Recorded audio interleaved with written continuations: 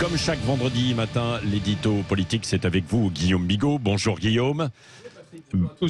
Guillaume, donc vous nous parlez ce matin des scandales qui défraient la presse anglo-saxonne autour des dossiers du Covid. De quoi s'agit-il précisément? C'est ce qu'on appelle les scandales des files. Files, ça veut dire dossier en anglais. Et aux États-Unis, c'est depuis qu'Elon Musk a racheté Twitter en décembre 2022, il a lâché dans la presse, en quelque sorte, des bombes, c'est-à-dire des documents internes de Twitter qui montrent de manière très claire que l'administration américaine, les différentes agences américaines ont fait pression sur Twitter. Et donc, c'est que la partie émergée de l'iceberg, parce qu'il n'est pas question des autres réseaux sociaux, pour censurer dans le cadre de la campagne Covid, de la campagne de vaccination, etc. Mais le problème là-dedans, c'est qu'il y a des informations qui sont des informations absolument vraies, c'est-à-dire des informations par des médecins de Stanford qui s'appuient sur des documents officiels, mais ça, le gouvernement a dit, il faut barrer. Pourquoi? Parce que ça ne va pas dans le sens du narratif. Et on a la même chose en Grande-Bretagne, avec le lockdown files. Lockdown, ça veut dire confinement. Et là, c'est le ministre de la Santé qui a contacté une journaliste pour faire un livre. Ce qui lui a donné, c'est des échanges WhatsApp, des boucles WhatsApp à l'intérieur du cabinet britannique. C'était tellement incroyable et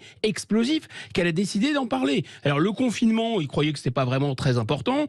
Les vaccins, il dit, il y a un doute quand même, est-ce que c'est vraiment si important que ça, vu la faible mortalité.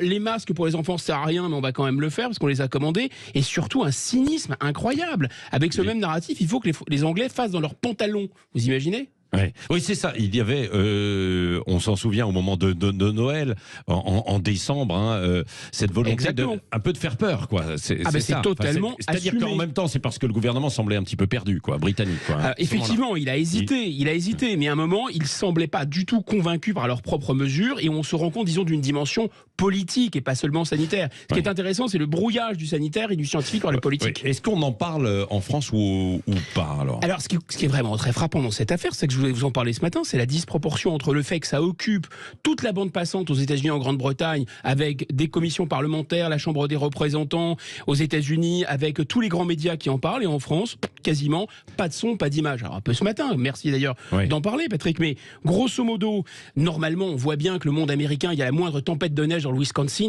toute la presse parisienne, et c'est fantastique, il se passe quelque chose aux États-Unis. Là, rien, pas de son, pas d'image.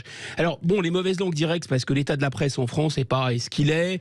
Voilà, il y a des débats autour de la réforme des retraites et l'inflation. Il y a d'autres choses qui monopolisent la bande, c'est vrai. Et puis il y a besoin de spécialistes quand même. Il y a besoin de scientifiques, il y a besoin de statisticiens. C'est des débats qui sont quand même assez complexes. Et tous les médias n'ont plus, malheureusement, les moyens financiers pour faire ça. Mais enfin, un grand média comme Le Monde, on dit ils sont subventionnés par l'État, c'est vrai, mais enfin c'est 1% à peine des ressources du monde. Donc ils ont les moyens, ils ont quand même le temps, ils ont un peu l'argent pour faire ça.